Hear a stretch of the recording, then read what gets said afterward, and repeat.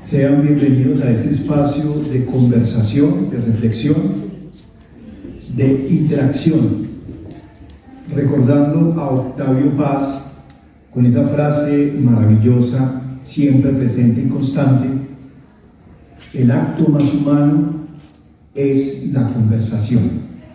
La palabra es fundamental para el entendimiento y la proyección de los pensamientos en este universo que compartimos. Octavio Paz nos dejó esa reflexión, pero también nos invitó en su obra a reflexionar sobre los entornos, sobre los mundos cotidianos, los mundos presentes, los de al lado, de la izquierda, de la derecha, del sur, del norte, y todo eso se enmarca de una manera maravillosa en el universo indoamericano, en la filosofía de la conversación como un encuentro a través del agua, que también nos habla. Hoy tenemos en este espacio generado por la Secretaría de Cultura de Caldas, a través del Consejo Departamental de Literatura, esta juntanza, este conversatorio con una temática interesante: la innovación desde lo ancestral, la palabra, la literatura desde lo que construimos en nuestros imaginarios de todos los días. Nos acompaña María Antonia León, José Miguel Alzate y Giovanni Lago, quien estará de una u otra manera provocando la palabra a partir de la pregunta. Bienvenidos por esta cita a ciegas, programada, pero que esperamos no sea ni la última ni la definitiva. Que nos abracemos a partir del café, que nos abracemos a partir de la palabra urgente. Bienvenida. Muchas gracias.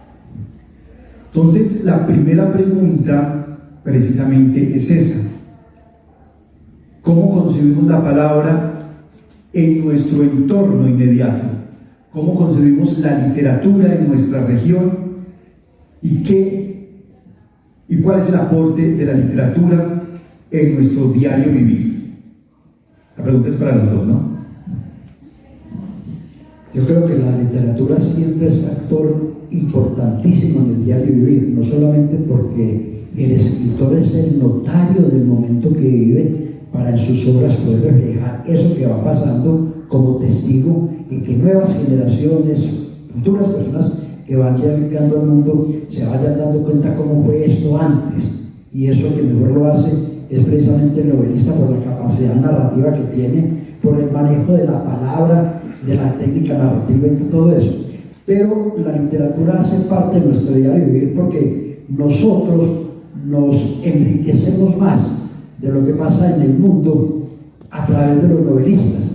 Cuando el novelista tiene un compromiso social, por un lado, para denunciar las desigualdades sociales, y cuando el novelista también es militante, de pronto político, para hablar de las circunstancias políticas que ha habido el país en tantos momentos de su vida, pero también para reflejar el progreso mismo en una ciudad, urbanístico, arquitectónico, todo eso. Entonces la literatura, yo creo que por esa razón es que tiene un puesto tan importante en eso que va reflejando en el pasado, que es el poder narrarlo desde la óptica del escritor.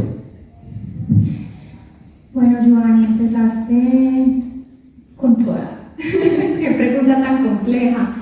Yo pienso dos cosas. Creo que localizando un poco la pregunta que tú nos haces respecto a cómo se puede construir la palabra desde nuestro territorio, yo observo que nuestra literatura caldense es una literatura que tiene una palabra muy conjugada con la naturaleza, y seguramente eso ha creado toda esta literatura naturalista, geográfica. Hay una alianza que se hace con el territorio que es muy fuerte, y yo pienso que esa alianza subsiste en la medida en que, recuerdo que un amigo escritor dijo que los buenos escritores escribimos con los pies, porque en la medida en que uno camina la vida es que luego puede llevarlo hacia las manos y transformar la palabra en escritura. Y caminar esta ciudad implica caminar el territorio, caminar la dificultad del territorio, y asimismo en lo literario eso se expresa radiantemente. Hay muchos autores y autoras del siglo pasado que, además, haciendo este análisis de los narradores contemporáneos fue todo un desafío, porque no son tantos como uno lo creería. Hay mucha gente que escribe en Caldas, pero cuando lo reducimos a un género como la narrativa, en donde contemplamos principalmente novela y cuento, pues el número se reduce significativamente, y si lo observamos por géneros, somos muy poquitas las mujeres que hacemos narrativa en Caldas. Pero siento que hay dos elementos, además de la naturaleza, y es como la evolución de una literatura costumbrista, porque siento que ahí también hay una transformación en el uso del lenguaje. Creo que hacia el siglo XIX y principios del XX, muy avanzado el siglo XX, hay una literatura costumbrista que está tratando de mostrar eso, justamente las costumbres, las tradiciones de las familias, de la región, como lo explica el mismo José Miguel en sus amplios análisis sobre lo literario. Somos hijos de la colonización antioqueña, y de alguna manera nuestra literatura también lo es. Entonces nuestra literatura está casi que siendo colonizada por esas formas de la construcción de lo literario, donde el habla popular se impone y donde las costumbres y las tradiciones también toman un lugar muy grande en el territorio. Y lo último que yo observo es el manejo de la prosa. Yo creo que en Caldas tenemos un manejo particular de la prosa literaria que no se encuentra en todas las ciudades del país, porque es un manejo exquisito de la prosa. O sea, es un manejo con una prosa metafórica, que usa el ornato, que fecunda las figuras literarias a través de lo literario. Yo creo que esos son como tres elementos que yo podría observar en la forma como estamos habitando la palabra. No sé si me fui a la extra. No, maravilloso, maravilloso. Lo que pasa es que te adelantas un poco a la segunda palabra, que precisamente se trata de eso, de conversar, reflexionar, visualizar en este encuentro sobre las narrativas contemporáneas o los nuevos narradores de Caldas, o el camino que se está tejiendo, que se está de una u otra manera transitando en las letras, en la palabra urgente desde los escritores caldenses. Entonces quisiera invitarlos a que nos contaran sus apreciaciones sobre esos nuevos narradores de Caldas, cómo sienten que avanza la literatura, o si no avanza, qué está sucediendo con ella. Y obviamente ese es un espacio para conversar. Muchas gracias. Yo pienso que para entrar a hablar de literatura caldense nosotros nos tenemos que ir en narrativa mucho hacia el pasado. Hacia el pasado es que los años de la fundación de la ciudad de Manizales, ese 12 de octubre del año 1849, que hasta el año 1905, cuando se funda el departamento a través de esa ley 17, sancionada por aquel presidente entonces, esa ciudad que vivió siendo, y estos pueblos del norte siendo parte de Antioquia, cómo fueron surgiendo. Y uno busca a los antecedentes históricos, y lo único que encuentra es que Manizales solamente a partir del año de finales ya de ese siglo, antes de la fundación en 1905, del año 1800 más o menos 85, decía Otto Morales Benítez, comienza a verse en Manizales esas manifestaciones artísticas. Y si uno investiga la historia, aparecen tres grandes novelistas, los más reconocidos, que eran José Ignacio Villegas, estaba Samuel Velázquez y estaba Victoriano Vélez. Y lo más importante de los tres novelistas fue que ellos se fueron mucho a hablar de esa cultura que ellos estaban conociendo, de lo que estaban escribiendo, de la influencia del pensamiento antioqueño en todo lo que somos nosotros, en nuestras costumbres, nuestra manera de pensar, la misma posición política netamente conservadora que se tenía entonces, pero además siendo tan conservadores, que en el norte de Caldas y en Manizales, pues tradicionalmente conservadores, el liberalismo tenía muy poco juego político en estas regiones, y ahí es cuando salen las primeras novelas que marcan la historia. Y Aquilino Villegas, que fue precisamente ministro de Obras Públicas cuando se estaba creando el famoso cable aéreo Manizales-Mariquita, y el que hizo la fuerza para que la obra se hiciera realidad. Él dirigió la revista Nueva en 1904, y allí, por entregas, él alcanzó a publicar 2 novelas de José Ignacio Villegas con unos títulos muy regionalistas. Uno se llama Para Cerro Bravo y la otra Duelo en la Selva. Para mí fue uno de los primeros narradores que se dio a conocer en esta región. Y hacia 1910 más o menos, 5 años después de la creación del departamento, Manizales se convierte en un centro de agitada actividad intelectual. Por esa época nace la llamada Generación Centenarista, que publicó esa misma revista, donde escribió Samuel Velázquez y escribió también Victoriano Vélez, que fueron muy reconocidos como novelistas. El primero publicó en 1898 la novela Al pie del Ruiz. Mire que el nombre mismo nos lleva a lo que es la región, a su identidad, donde escribe a Manizales de su tiempo, teniendo como tema la guerra de 1876. Y el segundo escribió una novela que se llama El socavón al trapiche, que tiene como protagonistas a mineros y campesinos. Victoriano Vélez publica su primer libro, que se llama De mis breñas, en 1926. Es una serie de cuentos donde campea un lenguaje claro y se presenta esa influencia de los escritores costumbristas antioqueños F. Gómez y Tomás Carrasquilla. En estas páginas selectas el autor escucha la palpitación de los socavones ante las dentelladas de los picos, el resonar de los barbechos bajo el filo del asadón, el alegre hormiguear de las ventas del camino al sol de la tarde dominguera. Del socavón al trapiche es un relato sobre leyendas de minería, sobre encuentros de tesoros ocultos bajo la tierra, sobre amores de la gente campesina, sobre peleas en las rondas camineras.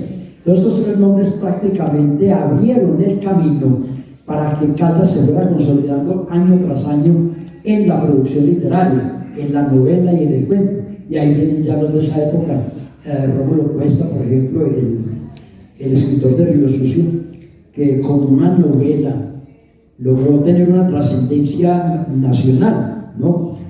Y viene Rafael Arango Villegas, que publica exactamente Asistencia en Camas, donde es el primer escritor que tiene ya una resonancia nacional, entre los más importantes. Y ya para el año 35 pues se publica la novela más representativa de la literatura caldense, que es Risaralda, de Bernardo Arias Trujillo. Y en Risaralda quiero detenerme un poquito porque es una obra de tanta importancia, de este hombre que nace en el año 19 de noviembre de 1903 en Manzanares. Como todos sabemos, falleció a la edad de 35 años víctima de una sobredosis de barbitúricos. Y Risaralda es una obra que incrustaría su nombre en los anales de la literatura colombiana, porque es un canto emocionado a la raza. Las costumbres que identifican a los pueblos de estirpe antioqueña tienen en esta novela una expresión artística. El hombre valiente que desafía a quien le pisa el poncho, el cuatrero que hace de su vida una verdadera leyenda, el juego de dados sobre una ruana extendida en cualquier manga, el tiple que desgrana tonadas campesinas en una noche de luceros, el aguardiente que se preparan rústicos alambiques, son elementos que muestran la autenticidad de esa raza, que también la muestra él, y también un poco en la famosa, la historia según el padre. ¿Cómo era el nombre completo? ¿El padre Pau? No, él tiene, yo no recuerdo exactamente cómo contaba la historia Salvallaga del maestro Feliciano Ríos. Yo creo que esto es de esos inicios hasta que viene la década del 60, cuando ya comienza a irrumpir con más fuerza ya una generación de escritores en Caldas, son los que se deben recordar. De pronto hubo gente, mira que no aparece ninguna mujer en los primeros años, ni de la animación de Manizales, ni de los años 60, en el campo narrativo. Aparecieron sí en el campo de la poética. Bueno, yo creo que aquí a mí me surgen muchas reflexiones incómodas, porque siento, a propósito de tu pregunta de cómo ha ido evolucionando la literatura, o si no evolucionó para nada, yo siento que hay una evolución todavía muy tenue en cuanto a la sensibilidad frente a la vida y lo que está expresando la literatura.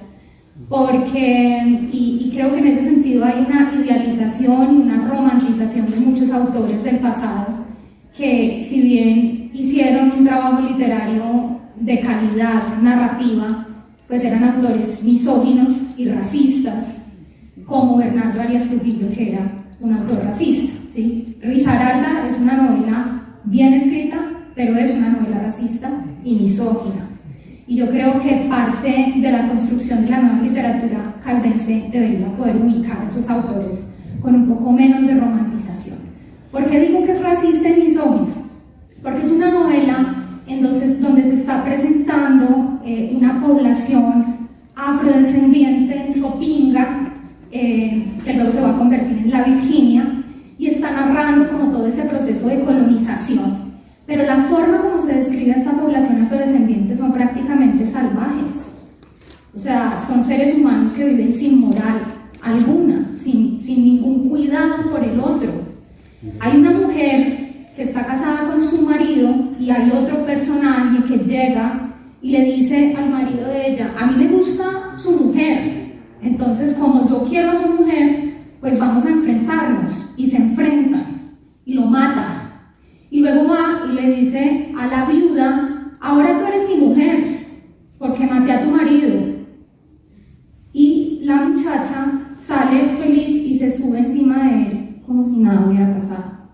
Entonces yo creo que ahí hay una insensibilidad enorme respecto a cómo se puede comportar una mujer en ciertos contextos. No digo que eso no pase, pero me parece inverosímil que ocurra, y me parece que narrar esos hechos de la forma como lo hace Bernardo Arias Trujillo es delicado y es racista, y es extraño porque además él era un autor homosexual que tuvo que enfrentar la discriminación, que incluso fue discriminado porque su otra novela, que sí fue una novela mucho más honesta y construida desde el corazón, que fue En los caminos de Sodoma, confesiones de un homosexual, que además la carátula es como para salir corriendo, o sea, cualquier homofóbico va a salir corriendo cuando vea a ese señor ahí desnudo frente a un espejo.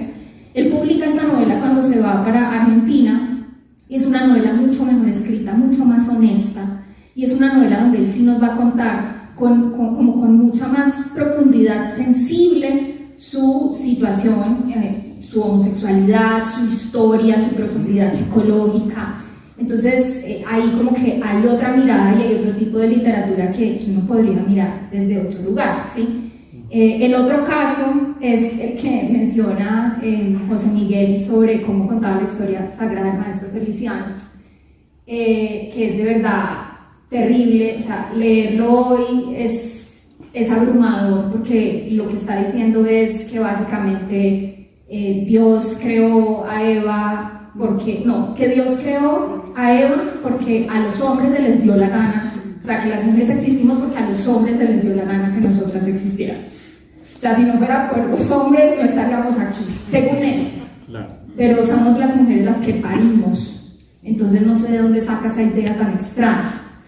Y yo expreso todo esto porque yo sí siento que la nueva literatura caldense, que aunque todavía es poca, está tratando de romper esas visiones binarias del ser humano, misóginas, está tratando de narrar una humanidad desde un lugar distinto, está tratando de hacerse preguntas sobre la vida, sobre lo que somos como sociedad, porque esta es una sociedad muy conservadora, tan conservadora que a las mujeres todavía nos dicen niñas, aunque estemos llenas de canas como yo. O sea, todavía no ha entendido Manizales que las mujeres no somos niñas y que infantilizarnos es una forma machista de tratarnos. Entonces, hablando de nuevas narradoras caldenses que están rompiendo estos esquemas, yo encuentro una Adriana Villegas, nacida en los años 70, que se atreve a poner a una mujer inmigrante en Nueva York y a mostrarnos cómo habita su realidad cotidiana, cómo es una mujer que tiene que ver por su familia, que se sostiene a sí misma luchando con el desasosiego de la soledad, del trabajo pesado, y logra mostrarnos esa intimidad. Y claro que nos muestra que es una mujer que puede ser clasista y que puede tener unas visiones un poco homofóbicas, porque cree, por ejemplo, va a limpiar la casa de uno de sus clientes y dice: ah, no, pues es que es súper organizado, pero tiene todas las medidas así, así, así, y es porque es gay. Entonces esa es una forma también de pensar que es que los gays son muy organizados, y no necesariamente, pero de todas formas es otra manera de empezar a acercarnos a la intimidad humana. Fátima Vélez en Galápagos, que es su novela, que ya ella es del 85, del mismo año que yo nací. De hecho, encontré 4 autoras caldenses de 1985. Creo que fue un año donde explotó un volcán y también explotaron otras cositas en la literatura. Y Fátima Vélez, por ejemplo, nos narra en Galápagos la historia de un grupo de personajes, algunos de ellos con SIDA, que están transitando en un barco la vida y que están haciéndose un montón de preguntas sobre la existencia humana, sobre la vulnerabilidad, sobre la enfermedad, sobre el amor, sobre el apego también. Y eso rompe muchísimas cosas, ¿no? Juanita Hincapié, autora de 1993, nuestra autora publicada, más joven, diría yo, dentro de la narrativa, hace un libro de cuentos que se llama Todas las que fuimos, donde habla sobre carne, animalidad, canibalismo, o sea, temas que los señoros de 1800 ni siquiera los habrían pensado, ¿no? No se les cruzaron por la mente. Bueno, y Juan Camilo Morales de 1991, o sea, mira cómo tenemos 70s, 80s, 90s. Escribe 2 novelas, Tubo-Tórax y Prohibido Tocarse. Y en Tubo-Tórax, que es mi favorita, nos muestra esta explosión psicodélica, sexual, psicológica, humana, donde te desgarras en cada palabra, donde ya no necesitas estar hablando de la montañita bonita y de lo bonito que es escribir. No, estoy lleno de oscuridad y esto sale así, con sangre. Y es otro tipo de literatura, ¿no? Es una evolución de esa literatura toda cuidadita. Bueno. Yo diría que de esa literatura de su momento. Frente a las temáticas, yo siempre he considerado que son las temáticas del momento, pero los tratamientos son los que lo hacen, lo convierten en algo especial, en una literatura especial. Yo no diría que una novela que habla del racismo tenga que ver con la visión del autor, su visión personal, sino que es el reflejo de una sociedad en su momento. Las novelas racistas de este momento son otra cosa, sí. Están disfrazadas de otros acontecimientos, están disfrazados de otros dispositivos. Y es lo que de una u otra manera analizan los investigadores de las narrativas contemporáneas. Nuestras narrativas caldenses, nuestras narrativas latinoamericanas, nuestras narrativas colombianas. Y cómo ese tratamiento es tan interesante, cómo se hablaba de un tema hace 50 años y cómo hoy asumimos escribir sobre esos temas que están latentes. Porque siempre vamos a dar la vuelta en círculo, ¿sí? Tendemos a eso, tendemos a enamorarnos, a desamorarnos, a imaginar siempre a partir de esos intereses que tenemos como seres humanos. Y eso es de lo que bebe la literatura. La literatura está construida de esencias humanas. Entonces, volviendo a ese tema de cómo tratar con el pincel de la palabra, cómo tratar esos temas, me parece que es realmente lo fundamental. Y es la pregunta con la que continuamos. Hablemos de los temas de los que se hablan en Caldas, ayer y hoy. Porque hay cosas de las que no se quiere hablar.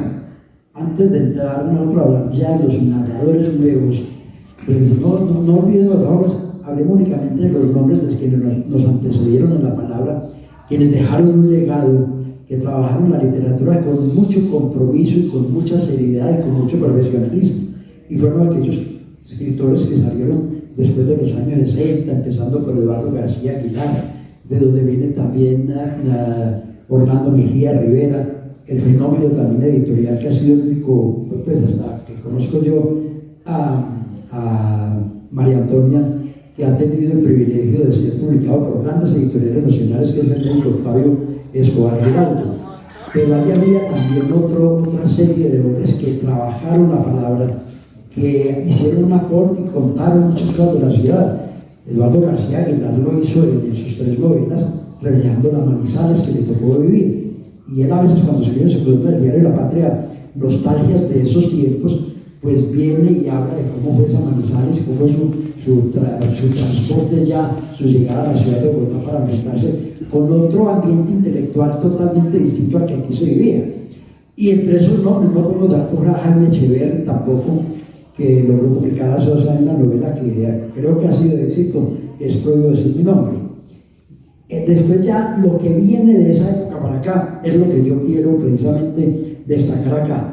La novela Tomás, que es una novela que toma mucho la guerra de los chancos, toma mucho la minería, los problemas del Río Sucio, se da ese vuelco total a esa narrativa que hay ahora.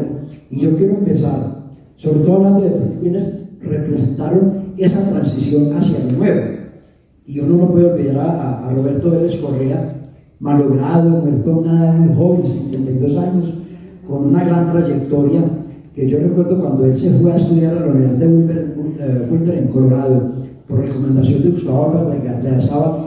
Él venía de ser profesor en una escuelita en Negra, y él dijo, llegó allá y yo tengo la oportunidad ya de vincularme a la universidad y ya comenzar a hacer una labor muy grande. Roberto Vélez Correa se ganó en el año 1987 el Premio de Literatura de Caldas con La Pasión de las Gárgolas. Y mira que quiero leer esto porque La Pasión de las Gárgolas prácticamente rompe mucho con el tradicionalismo narrativo que veníamos manejando en Caldas, que únicamente lo había tocado Arias, los Fuentes de Risaralda, tangencialmente, Bernardo Arias. Aquí, en esta novela, el tema homoerótico lo utiliza para enjuiciar a la sociedad, que en parte es responsable de ese aislamiento en que se le tiene a los homosexuales. Los personajes con esta orientación sexual que trascienden por sus páginas son seres que provienen de diferentes clases sociales. Duván Sanín, por ejemplo, viene de una familia de clase media, mientras Gilberto de Germania proviene de una alta esfera económica. A estos dos personajes los une su problema sexual. El mismo Zigaín Andrade, que aparece como uno de los protagonistas de la novela, tiene el mismo problema, pero con una diferencia, no lo manifiesta. Estos personajes tratan de aparentar ante la gente otra cosa distinta a lo que verdaderamente son. O sea, no han salido del closet como se dice hoy en día. La descripción que Vélez Correa hace de Duván Sanín nos trae a la memoria a Mauro Quintero, el personaje de Álvaro Gardeazabal en El Divino. Sin embargo, los dos personajes, Duván Sanín y Zigaín Andrade, hacen el amor con mujeres. Sus libros son, los libros ya de Roberto son Retoños de Piedra, donde ya el primer libro de cuentos, donde ya se advertía una clara imaginación y un deseo de crear ficciones con sustento en la realidad, y publica luego Fantasmas del Mediodía, un experimento literario donde intenta trabajar la conciencia en un texto que el mismo autor califica como exorcismo cortasiano de muchos demonios. Y en 1987 obtiene el primer puesto en el concurso de novela de Bernardo Arias Trujillo con La Pasión de las Gárgolas, una obra que Álvaro Pineda Botero denominó como gran metáfora de una sociedad en decadencia, desprovista de valores, sumida en la confusión. Los Suicidas de la Palabra, un libro de cuentos que tiene como vaso comunicante el suicidio de algunos escritores: María de Sá Carneiro, Bernardo Arias Trujillo, Alejandra Pizarnik, John Kennedy Toole y Rodrigo Acevedo González fueron seres angustiados que llevaron una vida tormentosa. Sus trayectorias las tomó este escritor para crear literariamente el contenido artístico de su obra. Sigamos en este tema entonces de esta época. ¿De qué nos puede hablar? Pues incluyendo mujeres, porque sí las hay, aunque pocas. Obviamente aquí también, tú decías algo muy importante, Giovanni, y es que es importante analizar las cosas en contexto. Evidentemente que durante gran parte del siglo XIX las mujeres no tuvieron acceso a los centros educativos. Pensemos que hasta bien avanzado el siglo XX tuvimos la posibilidad de votar, de participar en la vida nacional a nivel político, a nivel económico, y eso impacta, por supuesto, porque es que la literatura no se hace solamente de documentar vivencias, sino que también implica necesariamente construirse desde un lugar académico. Y de hecho algo que pude observar es que los escritores que estamos publicando actualmente en Caldas y que tenemos, digamos, una carrera activa en la literatura, todos tenemos posgrados en escritura creativa y en literatura, ¿sí? Entonces, eso demuestra la importancia de la formación y que en Caldas hace falta más formación.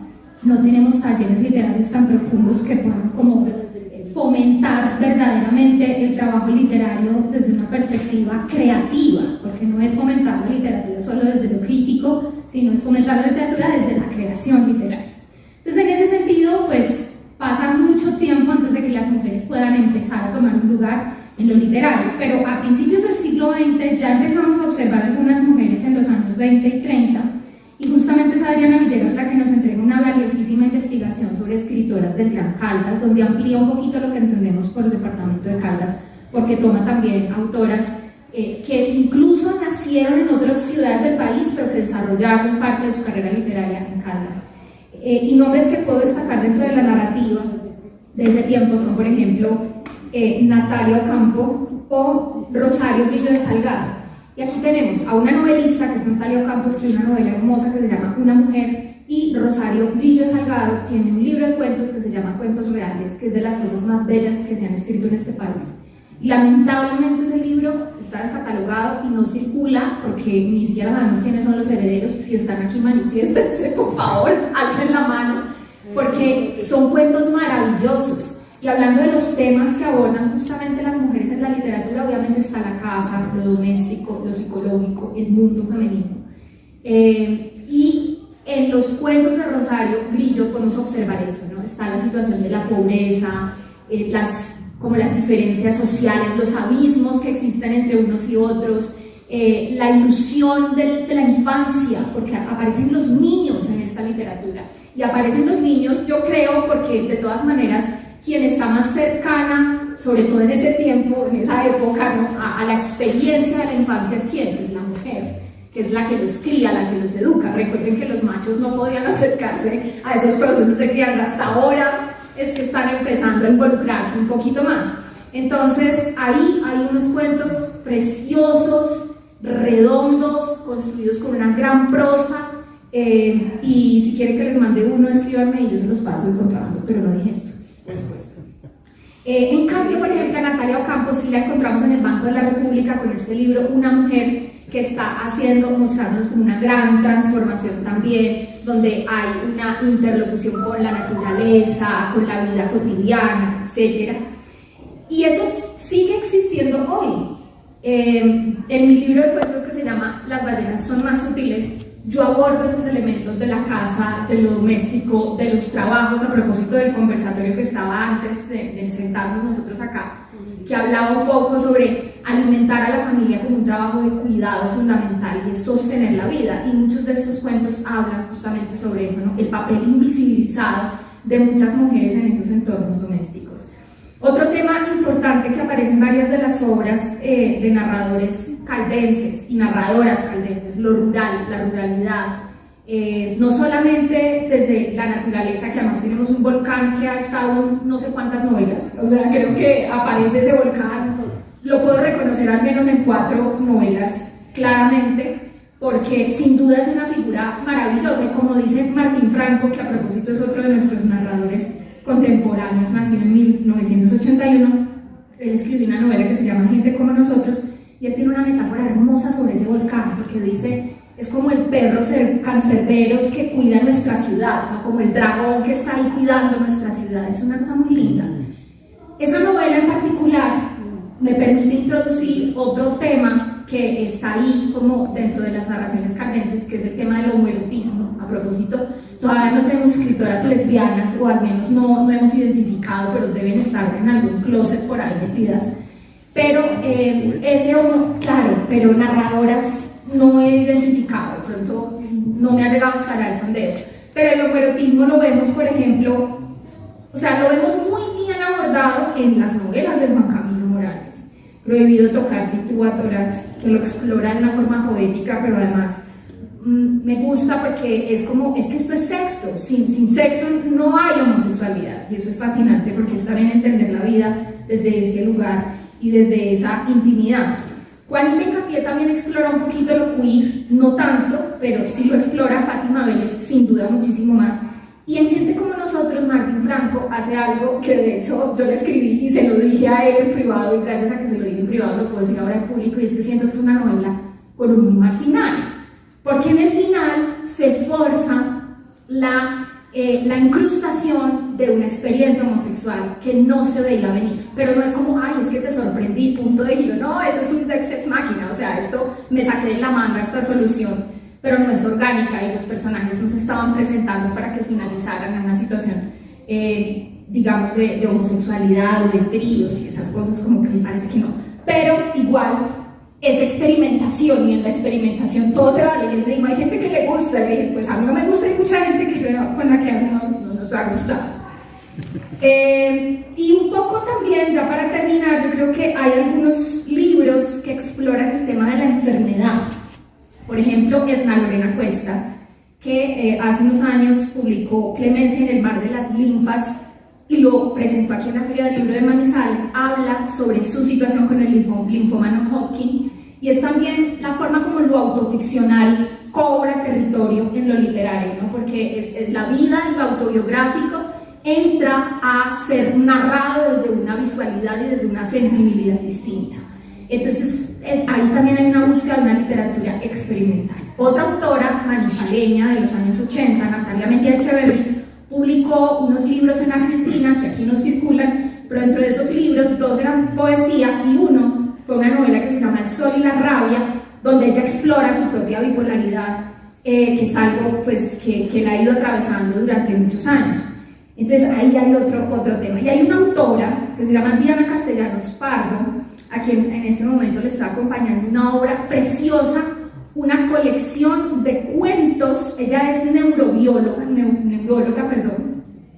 y ella está haciendo una colección de cuentos donde toma historias de sus pacientes para contar la historia de las neurociencias y para narrar cómo viven las diferentes enfermedades neurodegenerativas y cómo las experimentan los pacientes y cómo se hace ese tratamiento, pero ella se permite también meter ahí elementos de lo literario, la estructura narrativa, la tensión, el personaje, el contexto.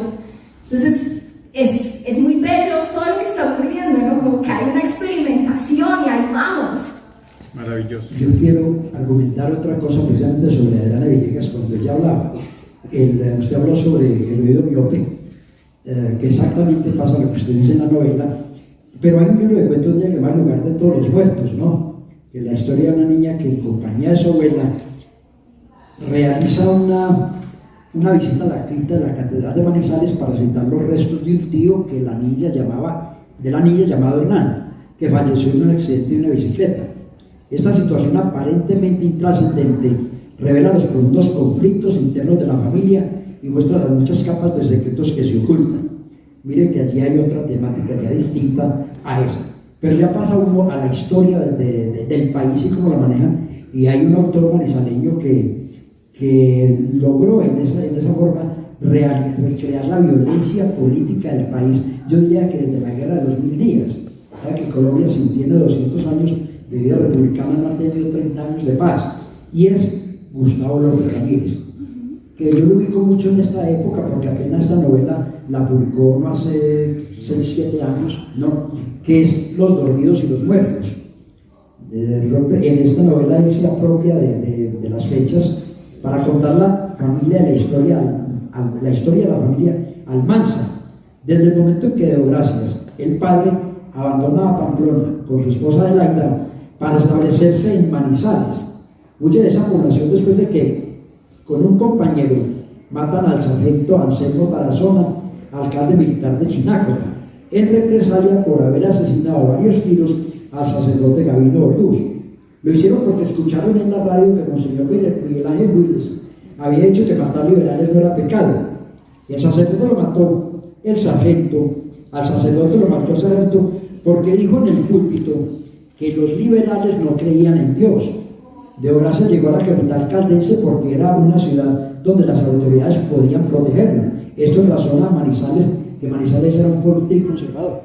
A nosotros la violencia política en los años 50, de pronto Manizales no la sufrimos, los pueblos del norte tampoco. Se vivió más hacia el sur, en el Quindío, y ya hacia esa parte del valle. Pero es una novela que muestra esa violencia.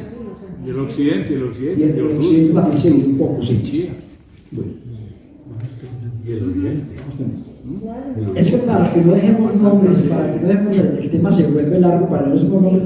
Yo voy a hablar nada más de esos valores jóvenes y de pronto menciono un libro para que no habrá tiempo de pronto para leer siquiera un párrafo de lo que son sobre esas obras yo he escrito analizándolas. Antonio María Flores, otro médico que, reconocido como poeta desde hace muchos años, irrumpió ya hace cuestión de 3, 4 años como narrador y tiene 2 libros, importantes los 2 libros, ¿no? Eso es fruto de su vocación literaria.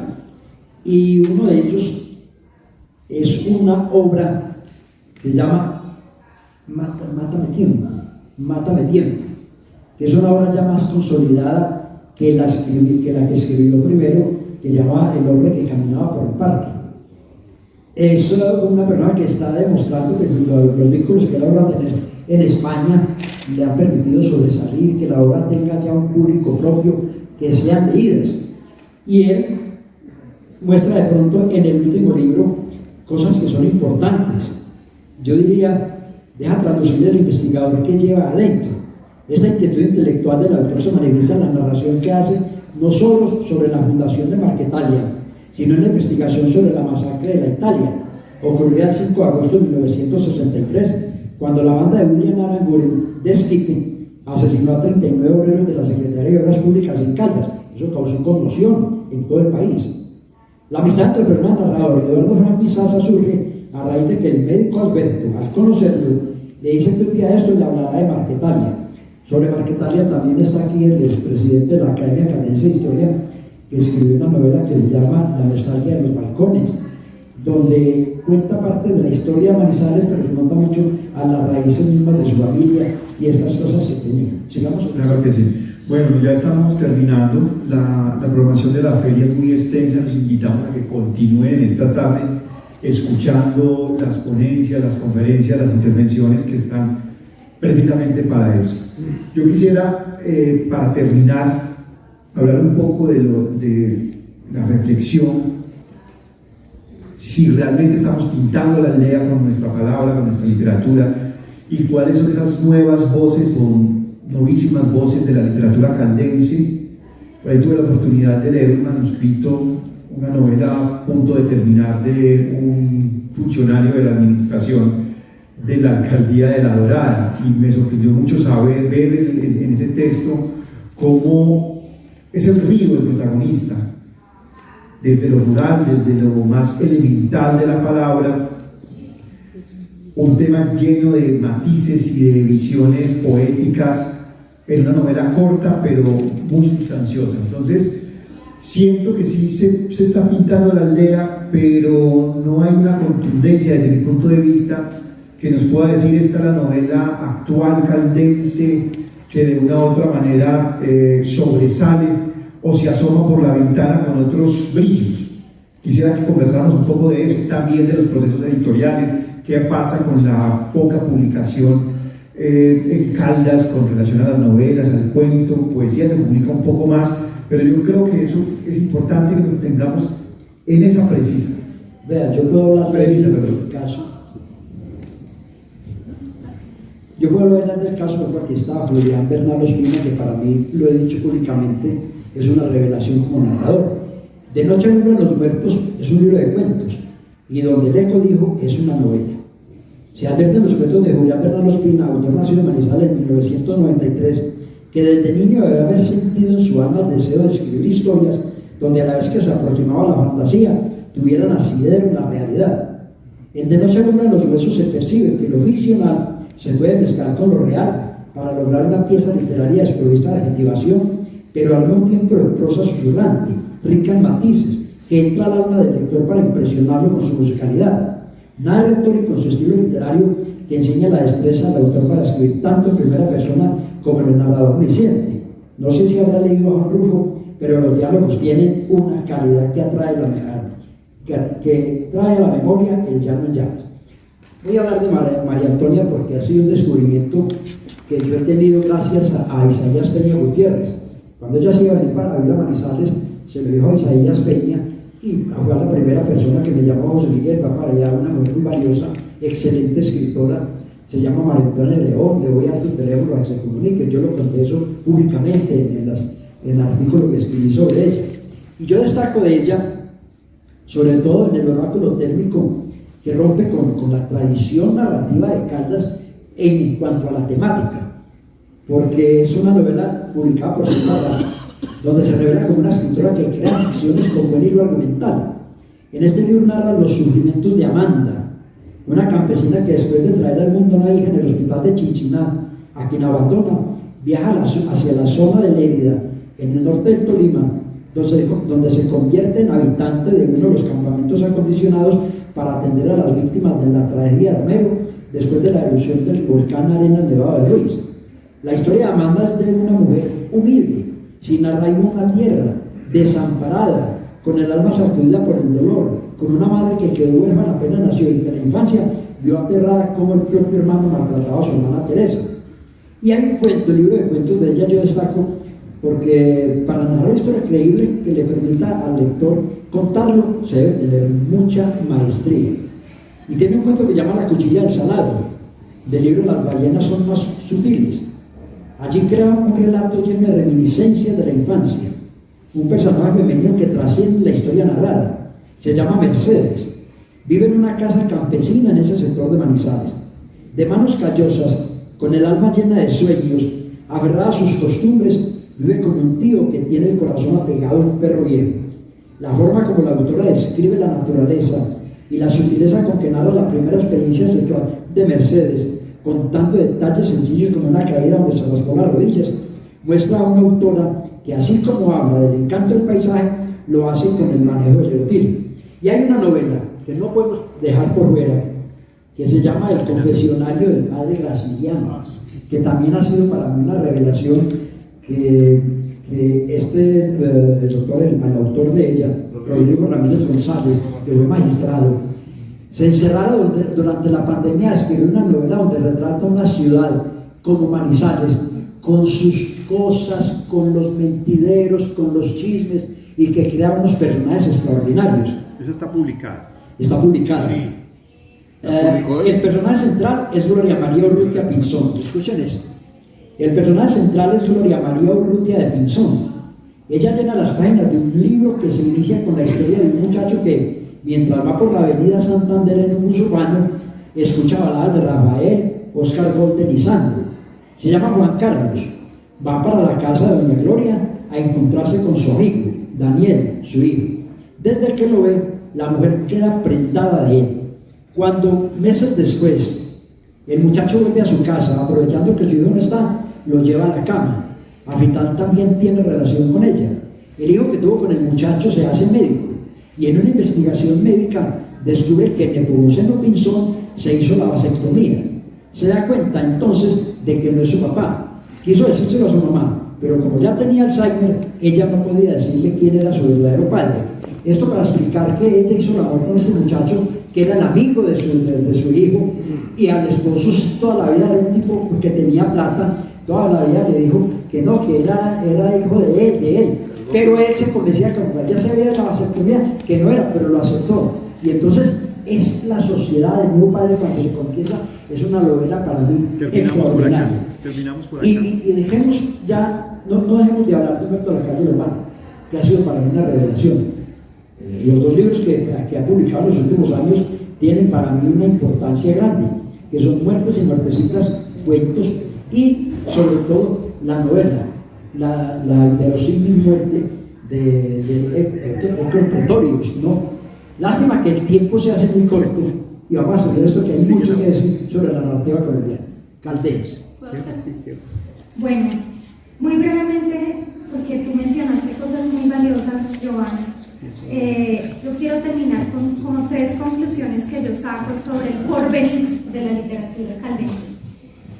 Primero, vuelvo a destacar el tema femenino. Hay una red de escritoras de Caldas que celebro y que me parece muy importante que exista el espacio, pero es una red que necesita más apoyo y necesita sobre todo más procesos de formación como región, porque la escritura no solo nace de las presentaciones y los abracitos, y no, la escritura es sentarse, formarse, aprender técnicas literarias, leer sistemáticamente y cuidadamente. Entonces eso hace falta en la ciudad.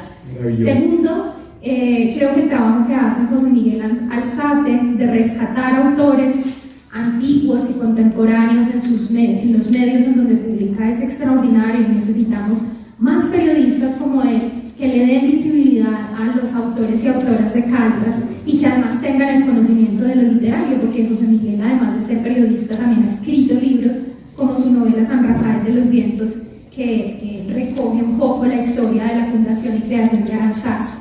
Y por último, es que no podemos olvidar que Manizales es una ciudad que tiene un aislamiento geográfico, y para una editorial es muy difícil que un autor esté aquí encerrado entre estas montañas y tenga que coger un bus a Pereira y luego otro avión a Bogotá y para irse a una feria del libro a Cúcuta, etc.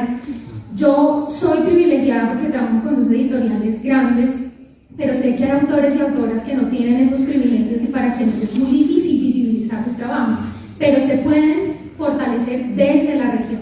Si nosotros y nosotras leemos a nuestros autores y autoras locales, vamos a contribuir a que se exhiba más su trabajo, a que se haga más fuerte nuestra literatura, a que lleguen nuevas voces. Así que ahí hay tareas desde todos los planos. Muchas gracias. Bueno, muchísimas gracias. Una maravillosa conversación en esta tarde. Lamentablemente el tiempo es corto, pero nos vamos con reflexiones, preguntas y sobre todo nos vamos con esa premisa que en Caldas se está escribiendo. Hay nuevos aires para nuestras letras y es un proceso difícil, es un proceso de hacer las cosas bien, de hacer el trabajo urgente y honesto, porque las letras también necesitan honestidad. Eso es fundamental. No soy un escritor porque leo un libro y escribo un artículo en La Patria, no, esto es un trabajo de todos los días, es un trabajo complejo de reflexionar sobre lo que estamos haciendo. Es un látigo de todos los días, ¿no? Muchísimas gracias a los dos grandes compañeros de